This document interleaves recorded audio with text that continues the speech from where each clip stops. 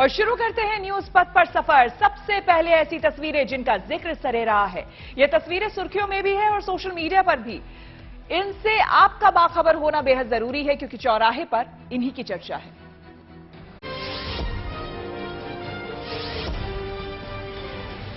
UP के मेरठ में police ने कार को कंटेनर ट्रक से घसीट कर ले जाने के मामले में आरोपी ड्राइवर को गिरफ्तार कर लिया।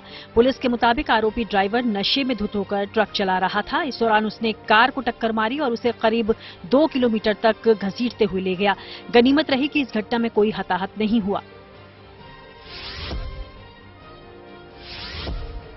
ये कौन सा वीडियो बनाने का शौक चल रहा है पागलपन का? बिल्कुल भी। मध्य प्रदेश के ग्वालियर में प्री वेडिंग शूट के नाम पर वीडियो बनवाने वाले जोड़े और उसके साथ आए लोगों को ट्रैफिक डीसीपी ने खूब लताड़ लगाई।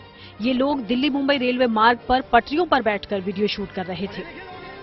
डेंजर जोड़े समझ में नहीं आता आप लोगों को। चलिए भगी डरिए। बिहार के पूर्वी चंपारण जिले के मोतिहारी में जल संसाधन विभाग के दफ्तर पर उस वक्त अफरा तफरी मच गई जब एक वाहन मालिक अपना जब्त ट्रक छुड़ाने के लिए दफ्तर के मेन गेट पर चढ़कर आत्महत्या की धमकी देने लगा। इस दौरान पुलिस और वन विभाग की टीम मौके पर आई और वाहन मालिक को सुरक्षित नीचे उतारने के लिए नीचे जाल लगा दिया।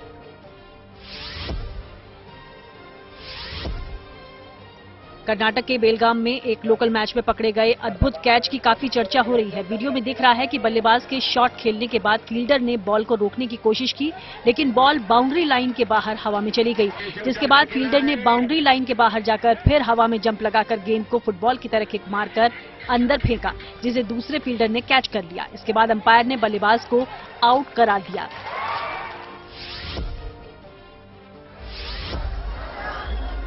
महाराष्ट्र के शिरडी में 14 किलोमीटर लंबी शिरडी परिक्रमा निकाली गई, जिसमें देश भर से हजारों श्रद्धालुओं ने भाग लिया। साईं बाबा को मानने वाले श्रद्धालुओं की मान्यता है कि शिरडी परिक्रमा करने से जीवन के दुख दर्द दूर हो जाते हैं। जिंदगी का सफर सुहाना हो, इसके लिए सावधान रहना जरूरी है। रोजमर्रा की आपाधापी में कुछ देर बैठकर सोचना समझना भी जरूरी है कि आपके आसपास क्या हो रहा है और जो कुछ हो रहा है उससे हमारी जिंदगी, हमारा परिवार कैसे प्रभावित हो सकता है। इसलिए हॉर्न बजाकर बाखबर करने वाली खबर जरूरी होती है। और आज ये खबर खर्राटों से जुड़ी हुई है। जी हां, आमतौर पर खर्राटों को लेकर गंभीरता से बात नहीं होती, लेकिन ये समस्या बेहद आम है और इससे परेशानी भी बहुत है। लेकिन चिंता की बात यह है कि इसका असर पति पत्नी के रिश्ते पर पड़ने की बात कही जा रही है। अमेरिका में हुए एक सर्वे में पता चला है कि खर्राटों की वजह से पति पत्नी अलग अलग बेडरूम में सो रहे हैं। अभी ये ट्रेंड नया है, लेकिन ऐसे पति पत्नी की तादाद तेजी से बढ़ी है। पति पत्नी के दरमियान दूरी लाने वाले खर्राटों पर हॉर्न बजाना जरूरी है।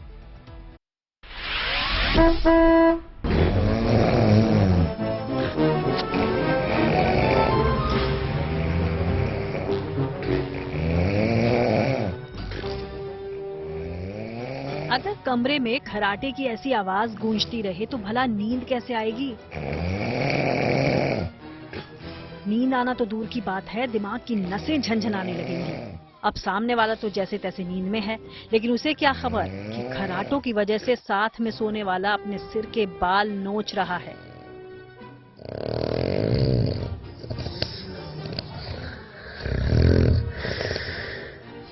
कहना मुश्किल है कि कितने लोग सोते हुए खर्राटे लेते हैं, लेकिन ऐसे लोगों की तादाद अच्छी खासी है। और फिर जाहिर है कि खर्राटों की वजह परेशानी झेलने वाले भी अनगिनत लोग हैं।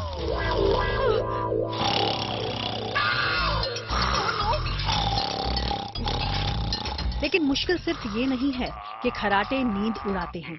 चिंता इस बात की है कि इसकी वजह से पति और पत्नी के दरमियान दूरियां आ रही हैं।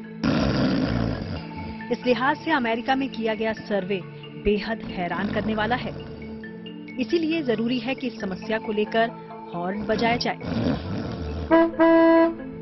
पहले समझिए कि अमेरिका में इंटरनेशनल हाउस बेयर्स एसोसिएशन के सर्वे में आखिर सामने क्या आया है। 20% पति पत्नी अलग अलग बेडरूम में सोते हैं।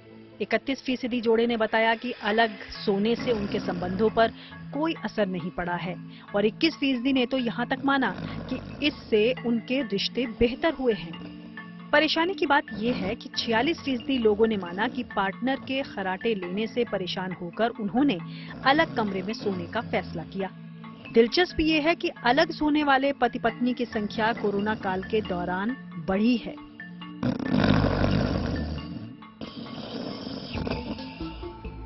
हालांकि अलग सोने की एकमात्र वजह खराटे नहीं है। सोने का अलग टाइम या काम में बिजी रहने से भी पति पत्नी अलग सो रहे हैं। लेकिन सर्वे के मुताबिक बड़ी वजह खराटे हैं, जिन्होंने दोनों के दरमियान दूरियां बना दी हैं। ये अलग बात है कि अलग सोने वाले पति और पत्नी बेहतर महसूस कर रहे हैं और इसे सामान्य माना जा रहा है। एक रिपोर्ट के अनुसार ऐसे जोड़ों की संख्या बढ़ी है जो घरों को अलग अलग सोने के हिसाब से डिजाइन करा रहे हैं। हालांकि कपल्स चाहते हैं कि दोनों कमरों की डेकोरेशन एक जैसी हो, लेकिन वो अपनी नींद खराटों की आवाज से खराब नहीं करना चाहते। यकीनन ये नींद और आराम का मामला है। कोई भी रात भर खराटों की वजह से करवटें बदलना तो नहीं चाहेगा और इसी वजह से अलग बेडरूम को तरजीह दी जा रही है।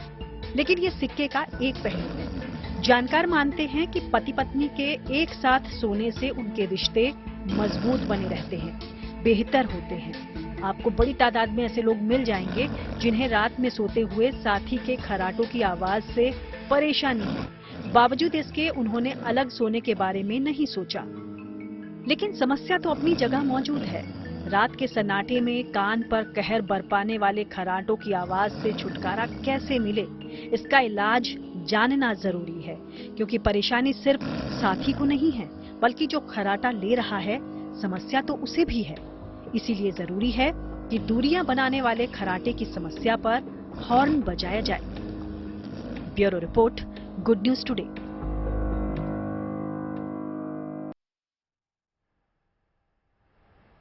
आपको बता दें कि खराटों पर यह सर्वे अमेरिका में हुआ है। भारत में भी पति पत्नी खराटों से परेशान हैं। तो क्या यहां भी इसका उपाय अलग अलग बेडरूम के तौर पर तलाशा जा रहा है या ऐसा किया जा सकता है? ऐसा नहीं है। जहां जीवन साथी एक दूसरे के लिए चिंता दिखाते हैं, अलग नहीं होते, इनमें डॉक्टर्स की भी बहुत बड़ी भूमिका है। हमने गंगाराम अस्पताल के मनोचिकित्सक प्रोफेसर राजीव मेहता से बात की। क्या कुछ कहा उन्होंने, सुनिए।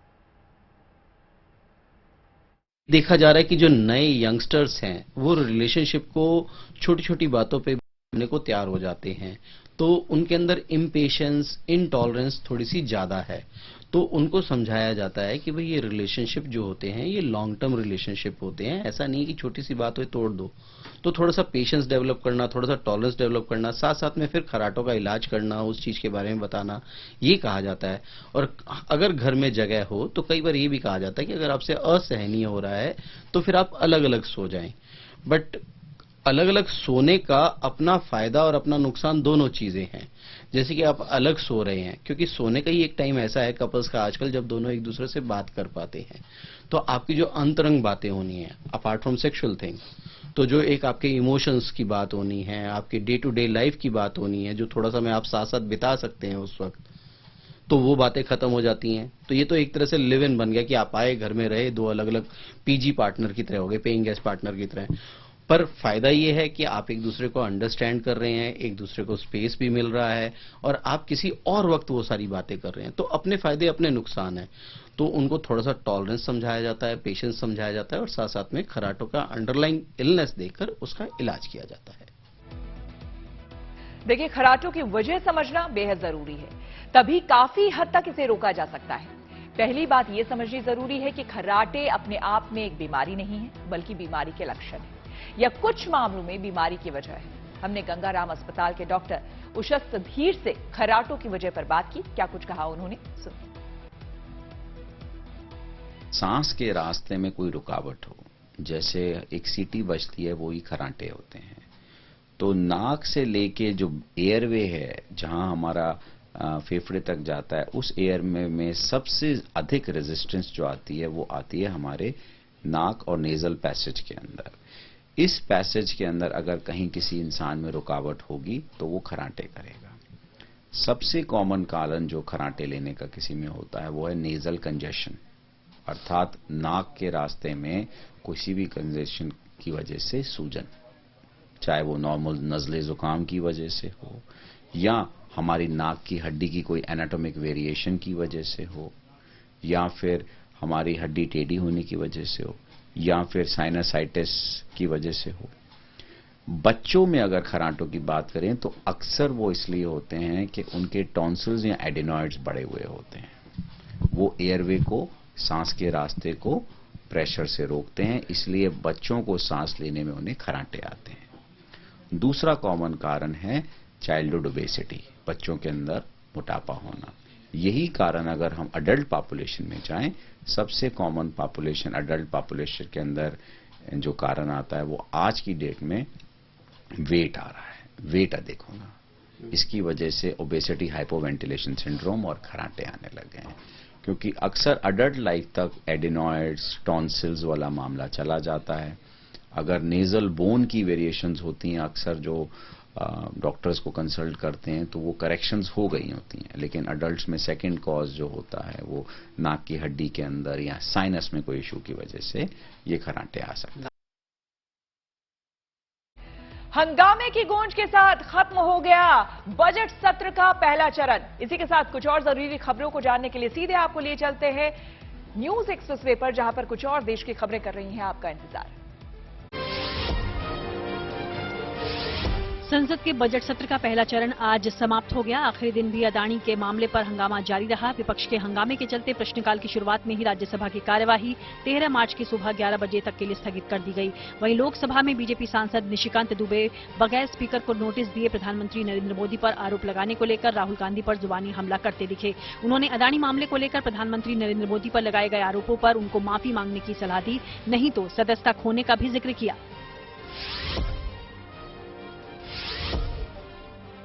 इंदौर में G20 बैठक के लिए पहुंचे विदेशी प्रतिनिधियों ने राजवाड़ा पैलेस से लेकर गोपाल मंदिर और बोलिया सरकार की छतरी पर हेरिटेज वॉक किया। विदेशी मेहमानों ने इंदौरी व्यंजन, पोहा, जलेबी और समोसे का भी जमकर लुत्फ उठाया। कुछ मेहमान महिलाओं ने जलेबी बनाने की कोशिश भी की। विदेशी मेहमानों के लिए सांस्कृतिक कार्यक्रमों का आयोजन भी यहां हुआ। जम्मू में मेगा जॉब फेयर का आयोजन हुआ, जिसमें करीब 4000 उम्मीदवारों के साथ ही 70 से ज्यादा कंपनियों ने शिरकत की। इसमें 1000 युवाओं को रोजगार के लिए शॉर्टलिस्ट किया गया। 200 को मौके पर ही नौकरी के लिए सिलेक्ट कर लिया गया। इस मेगा जॉब फेयर का आयोजन श्रम और रोजगार विभाग की तरफ से किया गया था, जिसको लेकर युवाओं में खूब जोश देखा गया।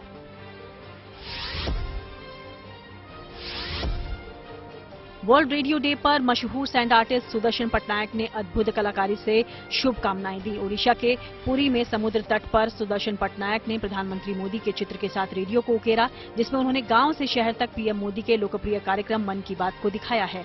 सुदर्शन पटनायक के अनुसार इस कार्यक्रम को लेकर सभी की दिलचस्पी रहती है, क्योंकि इसके जरिए सकारात्मक संदेश मिलता है।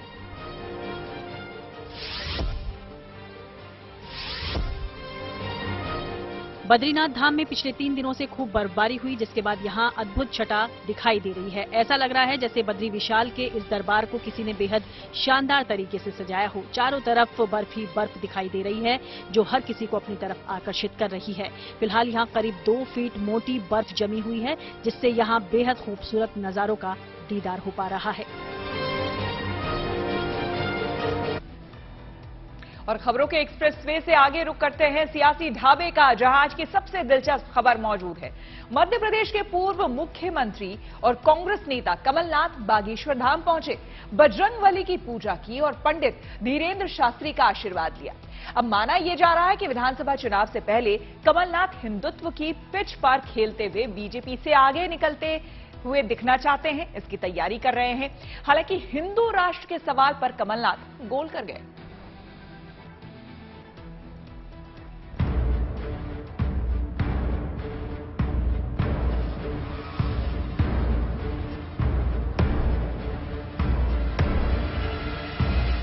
वह भारत के अंदर की अखंडता ना खंड खंड हो, इसलिए भारत को हिंदू राष्ट्र बनाना बहुत आवश्यक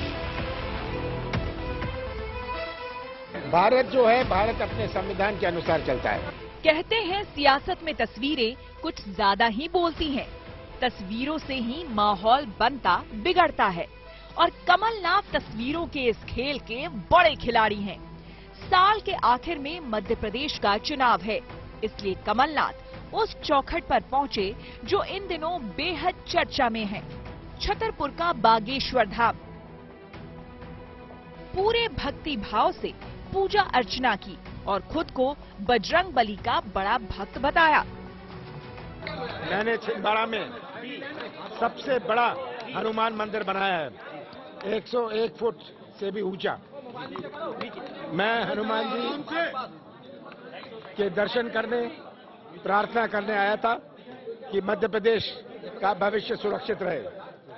आज मध्य प्रदेश में जो चुनौतियां हैं, इन चुनौतियों का सामना हम सब मिलकर करें।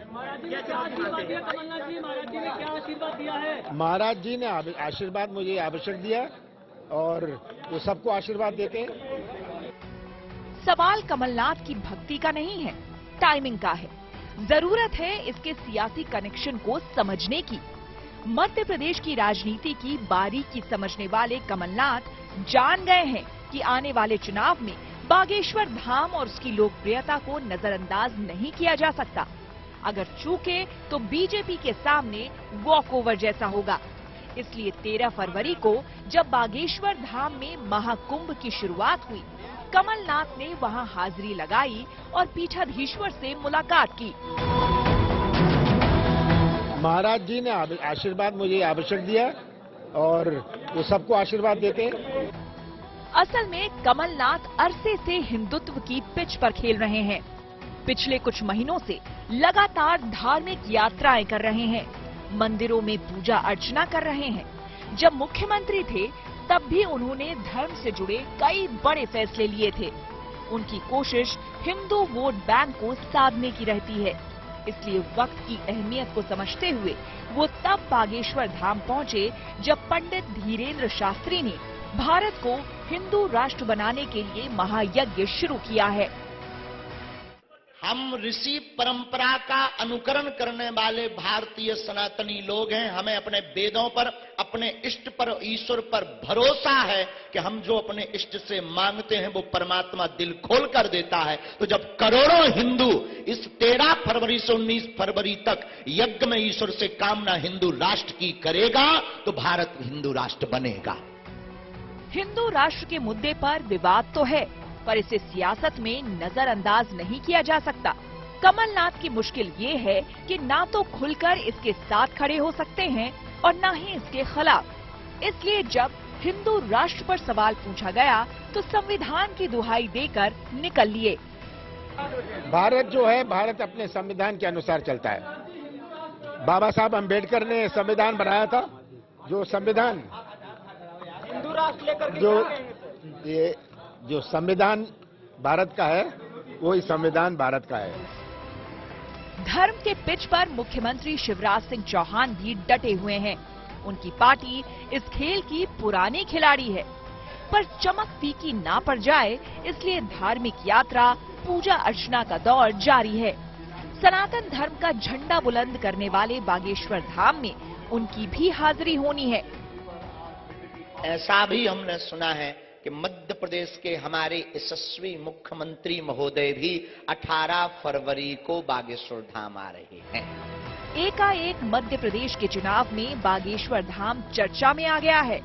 पक्ष और विपक्ष दोनों समझ रहे हैं कि बागेश्वर धाम की अनदेखी नहीं की जा सकती।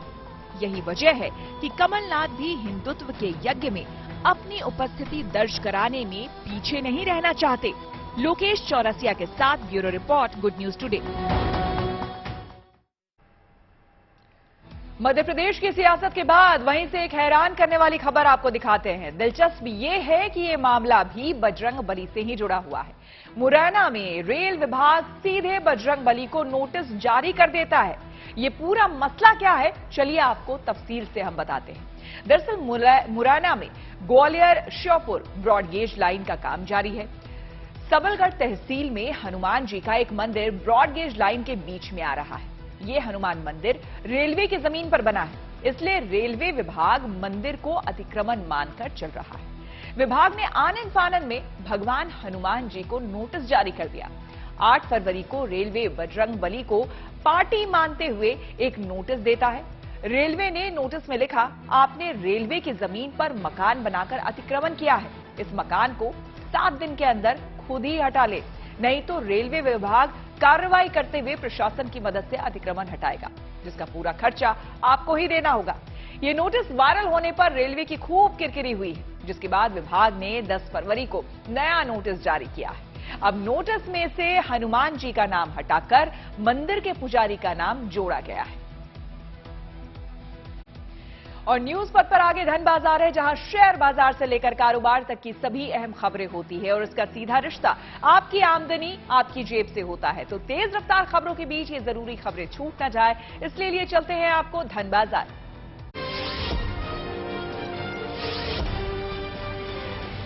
भारतीय शेयर बाजार में हफ्ते के पहले कारोबारी दिन सेंसेक्स 251 अंक गिर गया और 60,431 के स्तर पर बंद हुआ। वहीं निफ्टी भी 85 अंक की गिरावट के साथ 17,770 के स्तर पर आ गया।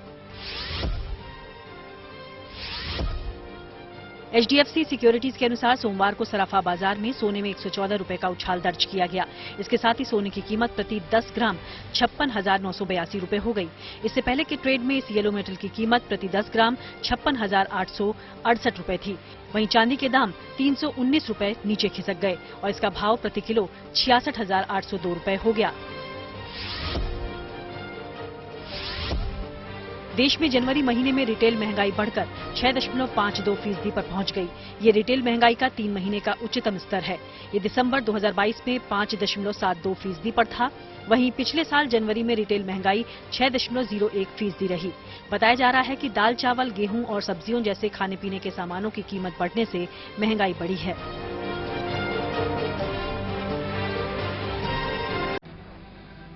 चलिए अब रुक करते हैं प्रगति मार्ग का, जहां ऐसी खबरें हैं जो कि देश की तरक्की, प्रगति और लोगों की काबिलियत दिखाती है। ये खबरें दिल को सुकून देती है। बेंगलुरु में दरअसल एरो इंडिया 2023 की शुरुआत हो चुकी है। प्रधानमंत्री नरेंद्र मोदी ने इसके 14वें एडिशन की शुरुआत की है, जो यलहंका के एयरफोर्स स्टेशन पर 5 दिनों तक चलेगा। पहले ही दिन मेक इन इंडिया की ताकत पूरी दुनिया ने देखी। आप भी देखिए।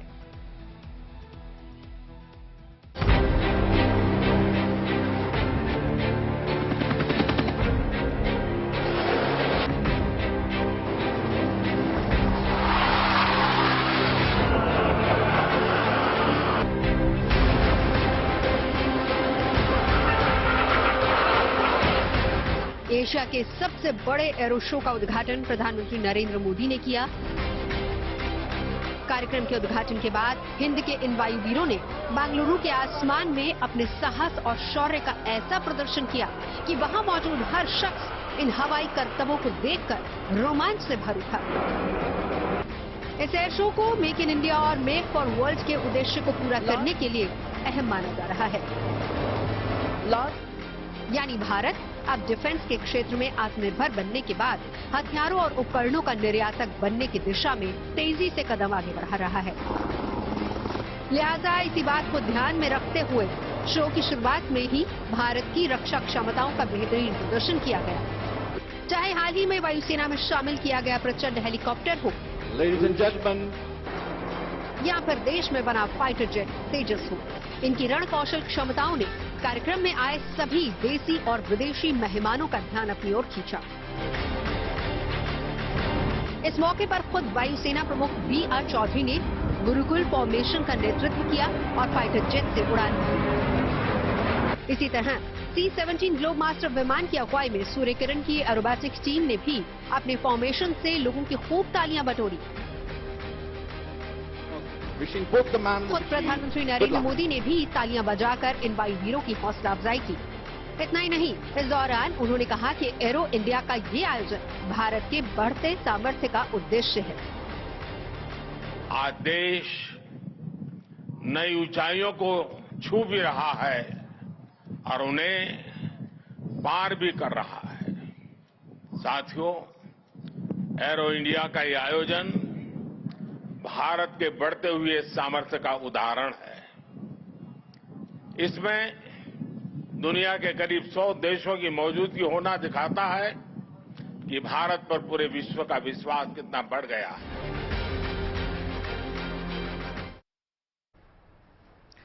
आपको बता दें कि इस एयर शो के दौरान एक ऐसा विमान है जो इस वक्त बेहद सुर्खियां बटोर रहा है।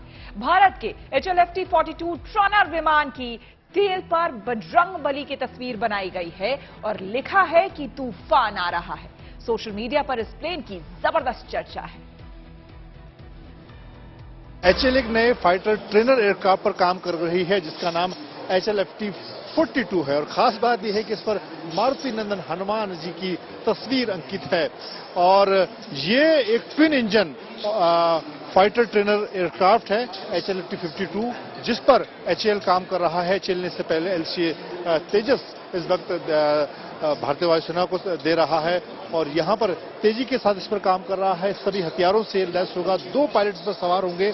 हमारे साथ ग्रुप कैप्टन ठाकुर हैं। आपसे जानना चाहूंगा क्या खासियत है इस खास फाइटर ट्रेनर की HLFT-42 lead in fighter trainer है जो नई जनरेशन के एयरक्राफ्ट के लिए बनाया गया है। Stealth aircraft, new generation aircraft सारे सिंगल सीटर्स हैं। तो उनकी ट्रेनिंग के लिए कोई ट्विन सीटर नहीं है। सो अगर ट्विन सीटर नहीं है तो ट्रेनिंग सारी की सारी सिमुलेटर्स पे होती है, ग्राउंड पे होती है। जहां इंडियन कॉन्टेक्स्ट का सवाल है, हमारी एयरफोर्स, नेवी और आर्मी उनको फील्ड ट्रेनिंग ज्यादा अच्छी लगती है। तो आई थिंक एक्चुअल एयरक्राफ्ट जो ट्रेनिंग दे उन्हें फ्लाइट में is the need of the hour. So along with हमारे सारे new generation aircraft, AMCA, LCA Mark II, TED-BAF etcetera, एक ट्रेनर भी चाहिए जो इक्वली कैपेबल है। वो है HLFT-42। तो हनुमान जी की तस्वीर के बारे में थोड़ा बताइए। नहीं, ये तो बनाया ही गया है फोर्सेस के लिए और स्पेशली इंडियन फोर्सेस के लिए, तो मददगार तो डेफिनेटली होगा। ट्रेनिंग जो आज हो रही है वो ऐसी हो रही है जो प्रीवियस डेकेड में होती थी। और new generation aircraft, 5th generation aircraft के साथ ऐसा ही ट्रेनर चाहिए कम से कम। इससे ज्यादा ही चाहिए, कम नहीं चाहिए। सो डेफिनेटली उसमें वो स्ट्रेंथ, करेज हनुमान का ही चाहिए आपको। और न्यूज पथ पर आगे आपको लिए चले उससे पहले जरा वायरल चौक पर बैठकर ठहर कर उन वीडियोस को देख लेते हैं जो कि सोशल मीडिया में धमाल मचाए हुए हैं। इनमें से कुछ वीडियोस ऐसे हैं जो आपको इमोशनल कर देंगे और कुछ वीडियोस ऐसे हैं जो आपको हंसाएंगे भी। देखिए।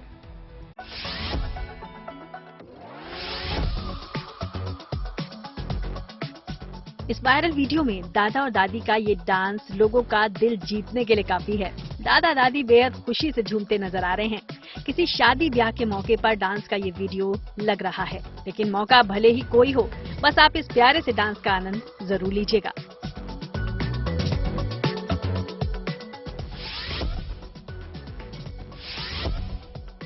ये वायरल वीडियो डराने के साथ साथ चौंका भी सकता है। दरअसल वीडियो में कई सारे पेड़ झूमते नजर आ रहे हैं, लेकिन क्यों, ये समझ नहीं आ रहा था। पर कयास लगाए जा रहे हैं कि जैसे कोई विशालकाय जानवर या जीव वहां मौजूद हो जो इन पेड़ों के बीच से गुजर रहा है और इसी वजह से ये पेड़ हिलते यानी झूमते दिख रहे हैं।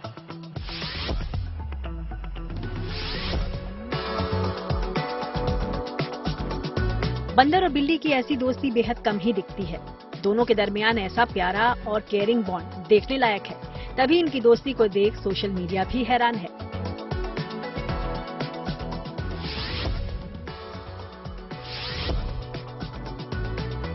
महज कलर पेंसिल की मदद से 200 रुपए के नोट को बनाते देख रहे हैं आप। जी हाँ, ये अनोखी कला हर कोई नहीं रखता। देखिए, इस टैलेंटेड बंदे ने कलर पेंसिल से 200 रुपए का ऐसा नोट बनाया जिसे देख यूजर्स असली और नकली में फर्क ही नहीं कर पा रहे।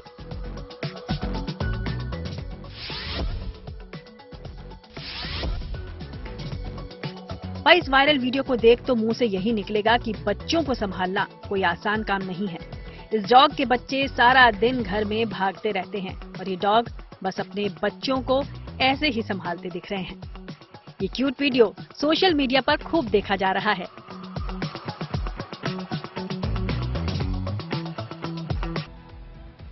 और न्यूज पथ पर आगे पब्लिक होर्डिंग पर एक राहत भरी खबर है। ये खबर उत्तर प्रदेश में बोर्ड परीक्षाओं की तैयारी में जुटे छात्रों से जुड़ी हुई है। उत्तर प्रदेश बोर्ड की हाई स्कूल और इंटरमीडिएट की परीक्षाओं को देखते हुए मुजफ्फरनगर जिला प्रशासन ने एक बड़ा कदम उठाया है। मुजफ्फरनगर में रात 10 बजे के बाद म्यूजिक और पटाखे चलाने पर पाबंदी लगा दी गई। ये पाबंदी 16 फरवरी से 4 मार्च तक लागू रहेगी ताकि बोर्ड परीक्षा देने वाले छात्र शोर से परेशान ना हो। इस दौरान रात 10 बजे के बाद किसी भी शादी समारोह में ना तो डीजे म्यूजिक बजेगा और ना ही आतिशबाजी होगी। नियम का उल्लंघन करने पर आरोपियों के खिलाफ कड़ी कानूनी कार्रवाई होगी। आदेश का उल्लंघन करने पर बारात, घर और म्यूजिकल इंस्ट्रूमेंट्स तक जब्त कर लिए जा सकते हैं। बोर्ड परीक्षा के दौरान ध्वनि प्रदूषण पर काबू करने के लिए मुजफ्फरनगर जिला प्रशासन ने ये कदम उठाया है।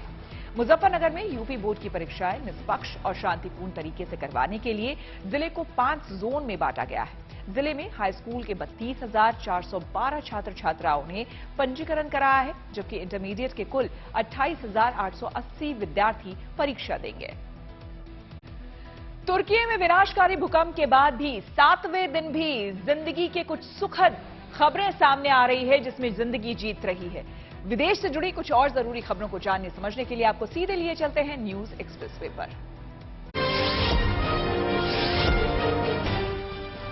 तुर्की में मिशन जिंदगी जारी है। विनाशकारी भूकंप के 7 दिन बाद भी वहां से लगातार राहत भरी खबर सामने आ रही है। 23 साल के युवक को मलबे से निकालकर अंत्या शहर के अस्पताल में भर्ती कराया गया, तो वहीं हताई में पिता और बेटी के अलावा एक 17 साल की लड़की को भी मलबे से जिंदा निकाला गया। गाजियांटेप में भी 9 साल के एक बच्चे को बचाव कर्मियों ने मलबे से बाहर निकाला।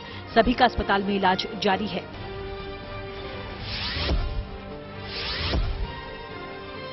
ईरान की सरकार पर दमनकारी नीतियों का आरोप लगाते हुए फ्रांस में इसको लेकर जबरदस्त विरोध जताया गया। फ्रांस की राजधानी पेरिस में ईरान की सरकार, वहां की फौज और पुलिस के विरोध में बड़ी रैली निकाली गई। यहां पीड़ितों के रिश्तेदारों ने पेरिस की सड़क पर उतरकर वहां की सरकारी नीतियों पर अपना गुस्सा निकाला।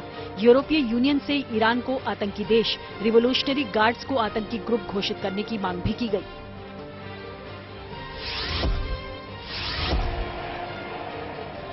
स्पेन की राजधानी मैड्रिड में सार्वजनिक स्वास्थ्य के निजीकरण के विरोध में सड़कों पर जनसैलाब उमड़ा। पोस्टर, बैनर के लहराने के साथ ही नारेबाजी कर लोगों ने निजीकरण को लेकर बड़ा प्रदर्शन किया। वाद्य यंत्रों के जरिए भी अनोखे अंदाज में प्रदर्शनकारी सरकार तक अपनी आवाज पहुंचाते दिखे। वहीं सड़कों पर उतरे लोग सरकार पर उद्योगपतियों को फायदा पहुंचाने का भी आरोप लगाते दिखे।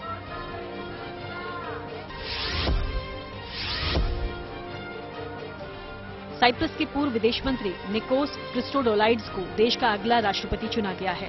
चुनाव में उनकी जीत को लेकर उनके समर्थकों का जोश देखते ही बन रहा है। चुनाव के नतीजों के बाद उनके समर्थक झंडे लहराकर और आतिशबाजी के जरिए अपनी खुशी का इजहार करते नजर आए।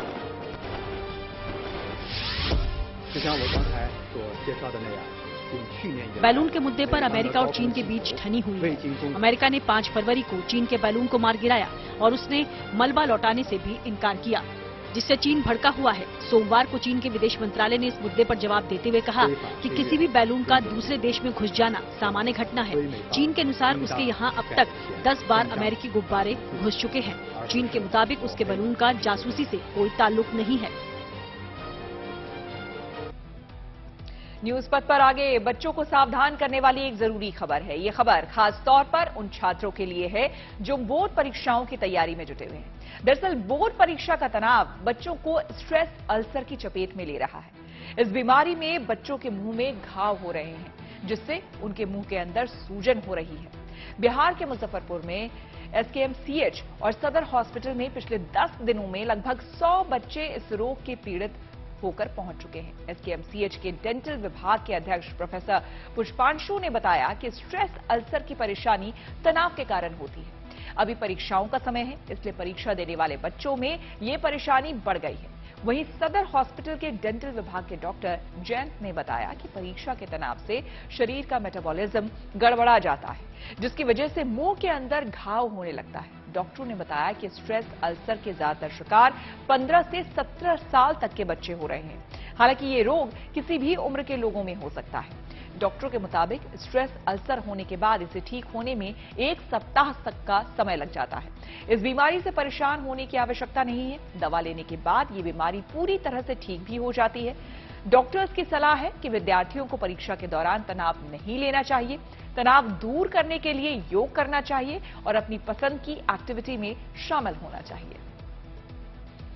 बच्चों में स्ट्रेस अल्सर के 100 से ज्यादा मामले आपको बता दें कि बिहार के मुजफ्फरपुर में सामने आए हैं और इसकी वजह से लोगों में चिंता है।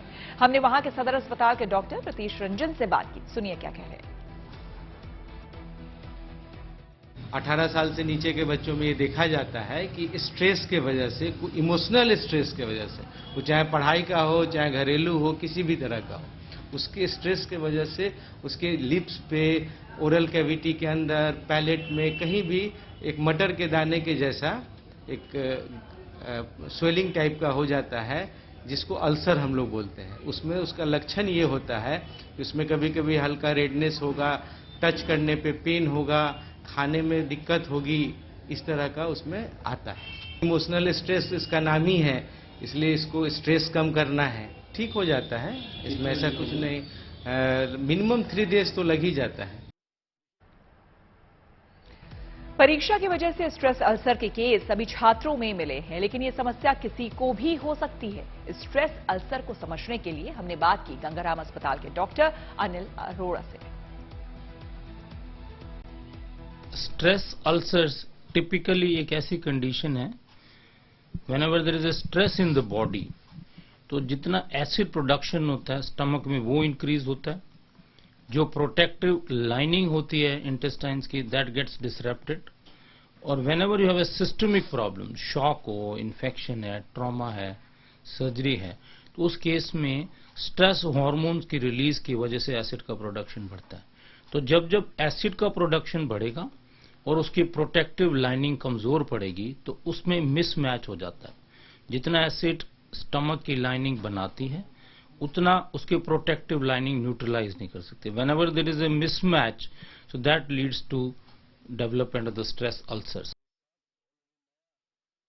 टाइगर श्रॉफ के साथ बड़े मियां छोटे मियां की शूटिंग कर रहे अक्षय कुमार उनके हुनर के कायल हो गए हैं। इसके साथ ही बॉलीवुड की कई और खबरों के लिए आपको सीधे लिए चलते हैं फिल्मी मोड़ पर।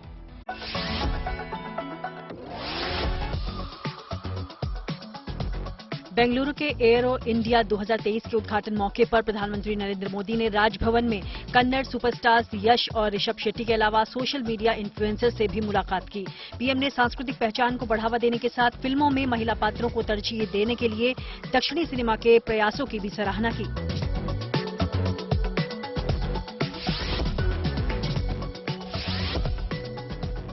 खबरें हैं कि नताशा स्टेनकोविक और क्रिकेटर हार्दिक पांड्या दोबारा से शादी कर रहे हैं। मीडिया रिपोर्ट्स के मुताबिक 14 फरवरी 2023 यानी वैलेंटाइंस डे पर नताशा और हार्दिक राजस्थान के उदयपुर में 7 फेरे लेंगे। 31 मई 2020 को दोनों ने साधारण तरीके से शादी की थी।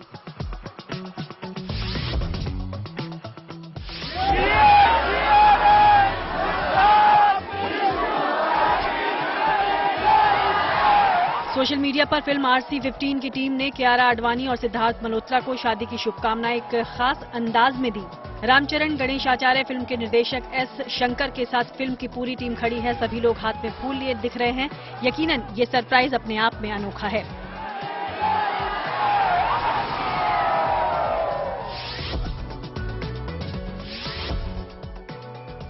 अक्षय कुमार इन दिनों फिल्म बड़े मियां छोटे मियां की शूटिंग में बिजी हैं। फिल्म कास्ट के साथ वॉलीबॉल खेलते हुए एक वीडियो में वो टाइगर श्रॉफ की फिटनेस के कायल दिखे। दरअसल उन्होंने इस पोस्ट में टाइगर के लिए लिखा, आज से 32 साल पहले मैंने एक्शन फिल्मों से अपने करियर की शुरुआत की। मैंने सोचा कि इन सालों में मैंने सब कुछ कर लिया, लेकिन इस फिल्म की शूटिंग के 15 दिनों में ही मुझे इस बात का अंदाजा हो गया कि फिजिकली और मेंटली मेरी टेस्टिंग हो रही है। मुंबई में आयोजित WPL की नीलामी में भारत की top order batter Smriti Mandhana सबसे महंगी बिकी है। इसके अलावा खेल जगत से जुड़ी कुछ और खबरों को जानने के लिए आपको सीधे लिए चलते हैं खेल चक्कर।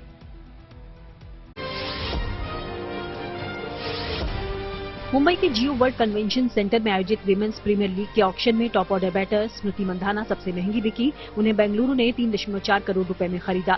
दूसरी महंगी भारतीय खिलाड़ी दीप्ति शर्मा रही, जिन्हें यूपी वॉरियर्स ने 2.6 करोड़ में खरीदा। वहीं भारतीय स्कीपर हरमनप्रीत कौर को मुंबई इंडियंस ने 1.8 करोड़ में खरीदा।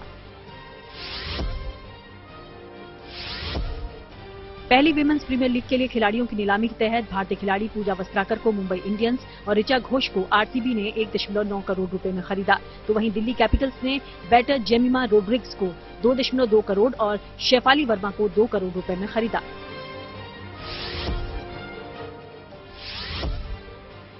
इंग्लैंड क्रिकेट टीम के पूर्व कप्तान ओवेन मॉर्गन ने इंटरनेशनल क्रिकेट से संन्यास ले लिया।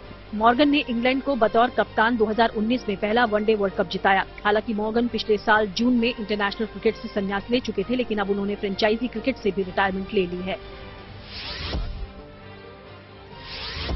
टीम इंडिया के ओपनर शुभमन गिल, मोहम्मद सिराज और डेवॉन कॉनवे को पछाड़कर ICC player of the month बने।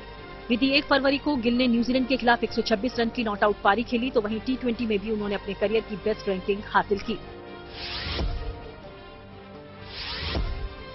भारत ऑस्ट्रेलिया के बीच तीसरा टेस्ट इंदौर के होलकर स्टेडियम में खेला जाएगा। पहले ये मैच धर्मशाला में हो रहा था।